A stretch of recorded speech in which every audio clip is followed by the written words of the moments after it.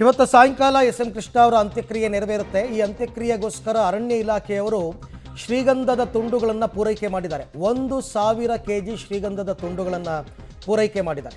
1,000 kg ಶ್ರೀಗಂಧದ ತುಂಡುಗಳನ್ನು ಅರಣ್ಯ ಇಲಾಖೆ, ಶ್ರೀಗಂಧ ಎಲ್ಲ ಅರಣ್ಯ ಇಲಾಖೆಯವರ ಸುಪರ್ದಿಯಲ್ಲೇ ಇರುತ್ತೆ. ಮತ್ತು ಇನ್ನೊಂದು ಹೇಳಲೇಬೇಕಾದ ಅಂಶ ಏನಂತಂದರೆ, ಮೊದಲೆಲ್ಲ ಕಾಡಿನಲ್ಲಿ ಶ್ರೀಗಂಧ ಬೆಳೀತಾ ಇತ್ತು. ಅದನ್ನು ಕಮರ್ಷಿಯಲ್ ಕ್ರಾಪ್ ಮಾಡಿದ್ದು ಎಸ್.ಎಂ. ಕೃಷ್ಣ ಅವರು. ಪ್ರತಿಯೊಬ್ಬರು ಕೂಡ ನಿಮ್ಮ ಜಮೀನಿನಲ್ಲಿ ಶ್ರೀಗಂಧವನ್ನು ಬೆಳೆಯಿರಿ, ಅದನ್ನು ಸರ್ಕಾರವೇ ಕೊಂಡುಕೊಳ್ಳುತ್ತೆ ಅಂತಂದ್ಬಿಟ್ಟು ಜಮೀನುಗಳಲ್ಲಿ ಶ್ರೀಗಂಧವನ್ನು ಬೆಳೆಯೋದಕ್ಕೆ ಅಂತ ಪರ್ಮಿಷನ್ ಕೊಟ್ಟಿದ್ದು ಎಸ್.ಎಂ. ಕೃಷ್ಣ ಅವರು. ಈಗಲೂ ಕೂಡ ಅರಣ್ಯ ಇಲಾಖೆ ಜನರು ಕಮರ್ಷಿಯಲ್ ಕ್ರಾಪ್ ಆಗಿ ಶ್ರೀಗಂಧವನ್ನು ಬೆಳೆದಾಗ, ಅದು ಕೊಯ್ಲಿಗೆ ಬಂದಾಗ ಅದನ್ನು ಅವರೇ ಕೊಂಡ್ಕೋತಾರೆ.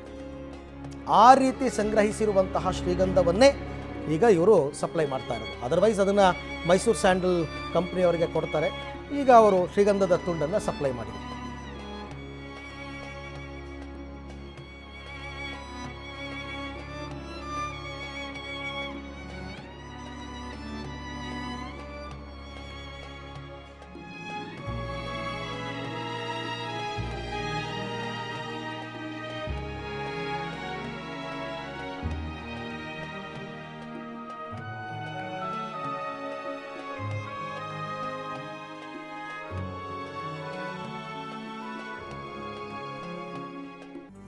ಓಕೆ, ಆ ಬಿದುರಿನ ಇದನ್ನು ಬುಟ್ಟಿಯನ್ನು ತಯಾರು ಮಾಡ್ತಾ ಇದ್ದಾರಲ್ಲ, ಅದು ನಿಮಗೆ ಪುನೀತ್ ರಾಜ್ಕುಮಾರ್ ಮೃತಪಟ್ಟಂಗೆ ನಿಮಗೆ ನೆನಪಿರಬೇಕು. ಅದೇ ರೀತಿ ಹೂವಿನ ಬಿದಿರಿನ ಬುಟ್ಟಿಯಲ್ಲಿ ಪಾರ್ಥಿವ ಶರೀರವನ್ನು ಇಟ್ಟು ಅಲ್ಲೇ ಆ ಜಾಗದಲ್ಲೇ ಒಂದು ಸುತ್ತು ಎಲ್ರಿಗೂ ಕೂಡ ತೋರಿಸಿ ಮೆರವಣಿಗೆ ರೀತಿ ಮಾಡಿ ಆಮೇಲೆ ಅಂತ್ಯಕ್ರಿಯೆಯನ್ನು ನೆರವೇರಿಸಿದ್ರಲ್ಲ, ಇಲ್ಲೂ ಕೂಡ ಅದೇ ರೀತಿ ಪ್ರಕ್ರಿಯೆಗಳು ನಡೆಯುತ್ತೆ.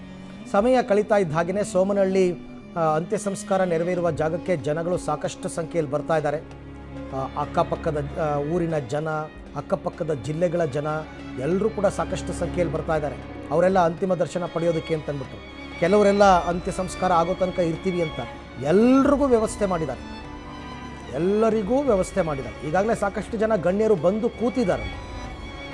ಮತ್ತೊಂದು ಕಡೆ ಅಂತಿಮ ಯಾತ್ರೆ ಚನ್ನಪಟ್ಟಣ ಬಿಟ್ಟು ಮುಂದಕ್ಕೆ ಸಾಗ್ತಾ ಇದೆ. ಡಿ.ಕೆ. ಶಿವಕುಮಾರ್ ಅವರ ಪತ್ನಿ, ಅವರ ಪುತ್ರಿ ಅವರೆಲ್ಲರೂ ಕೂಡ ಈಗಾಗಲೇ ಅಂತ್ಯ ಸಂಸ್ಕಾರ ನಡೆಯುವಂತಹ ಜಾಗಕ್ಕೆ ಬಂದಿದ್ದಾರೆ.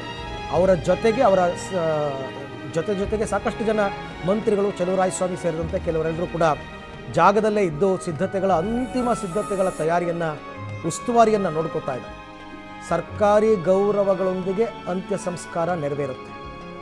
ಹಾಗಾಗಿ ಅದಕ್ಕೂ ಮುನ್ನ ಅಂತಿಮ ದರ್ಶನ, ಅದಕ್ಕೆ ಬೇರೆ ಜಾಗವನ್ನೇ ಮಾಡಿದ್ದಾರೆ. ಪ್ರತಿಯೊಂದು ಕೂಡ ವ್ಯವಸ್ಥಿತವಾಗಿ ಮಾಡಿದ್ದಾರೆ.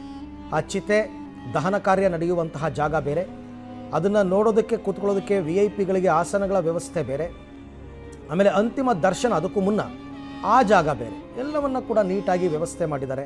ಮೇಲ್ಗಡೆ ಬಿಸಿಲು ಬೀಳದೇ ಇರೋ ಹಾಗೆ ಶೆಡ್ಡನ್ನು ಮಾಡಿದ್ದಾರೆ. ಜರ್ಮನ್ ಟೆಂಟ್ ಅಂತ ಹೇಳ್ತಾರಲ್ಲ, ಜರ್ಮನ್ ಟೆಂಟನ್ನು ಹಾಕಿದ್ದಾರೆ. ಈಗ ನೀವು ನೋಡ್ತಾ ಇರ್ತಕ್ಕಂಥದ್ದು ಸೋಮನಹಳ್ಳಿಗೆ ಎಸ್.ಎಂ. ಕೃಷ್ಣ ಅವರ ಧರ್ಮಪತ್ನಿ ಆಗಮಿಸಿದ್ದಾರೆ. ಪ್ರೇಮ ಅವರು, ಎಸ್.ಎಂ. ಕೃಷ್ಣ ಅವರ ಧರ್ಮಪತ್ನಿ ಈಗಷ್ಟೇ ಅಂತ್ಯ ಸಂಸ್ಕಾರ ನಡೆಯುವಂತಹ ಜಾಗಕ್ಕೆ ಅವರು ಬಂದು ಬರ್ತಾ ಇರ್ತಕ್ಕಂಥದ್ದು. ನಾನು ಅದನ್ನೇ ಹೇಳಿದ್ದು, ಒಬ್ಬೊಬ್ಬರಾಗಿ ಈಗ ನಿಧಾನಕ್ಕೆ ಆ ಸೋಮನಹಳ್ಳಿ ಜಾಗಕ್ಕೆ ಬರ್ತಾ ಇದ್ದಾರೆ. ಇನ್ನೇನು ಕೆಲವೇ ಹೊತ್ತು, ನನ್ನ ಪ್ರಕಾರ ತುಂಬ ಲೇಟ್ ಆಗಲ್ಲ, ಪಾರ್ಥಿವ ಶರೀರ ಕೂಡ ಅಲ್ಲಿಗೆ ತರ್ತಾರೆ. ಸ್ವಲ್ಪ ಹಳ್ಳಿಗಳಲ್ಲಿ ಜನ ಜಾಸ್ತಿ ನಿಂತಿದ್ದರಿಂದ ಸ್ವಲ್ಪ ತಡ ಆಯಿತು. ವಾಹನ ನಿಧಾನಕ್ಕೆ ಅಲ್ಲಿಂದ ಬರಬೇಕಲ್ಲ, ಅದಕ್ಕೋಸ್ಕರ. ಅದರ್ವೈಸ್ ಇನ್ನೇನು ತೊಂದರೆ ಆಗ್ತಿರಲಿಲ್ಲ. ಇನ್ನೊಂದು ಅರ್ಧ ಗಂಟೆಯ ಒಳಗೆ ಸೋಮನಹಳ್ಳಿಗೆ ಬಂದು ಸೇರುತ್ತೆ. ಆಮೇಲೆ ಅದು ಮೇಯ್ನ್ ರೋಡ್ ಪಕ್ಕದಲ್ಲೇ ಇರೋ ಜಾಗ ಆಗಿರೋದ್ರಿಂದ ತುಂಬ ಹಳ್ಳಿಗಳ ರೋಡ್ನಲ್ಲಿ ಹೋಗೋವಂಥ ಅವಶ್ಯಕತೆ ಏನಿಲ್ಲ. ಮೇಯ್ನ್ ರೋಡ್ನಲ್ಲೇ ಎಲ್ಲವೂ ಕೂಡ ನಡೆಯುತ್ತೆ. ಮಧ್ಯಾಹ್ನದ ನಂತರ 3 ಗಂಟೆ ನಂತರ ವಿಧಿವಿಧಾನಗಳೆಲ್ಲವೂ ಕೂಡ ಆರಂಭ ಆಗುತ್ತೆ. ಭಾನುಪ್ರಕಾಶ್ ಶರ್ಮಾ ನೇತೃತ್ವದ ಒಂದು 15 ಜನ ವೈದಿಕರು ಇದಕ್ಕೋಸ್ಕರ ತಯಾರಿಯನ್ನು ಮಾಡಿಕೊಂಡಿದ್ದಾರೆ.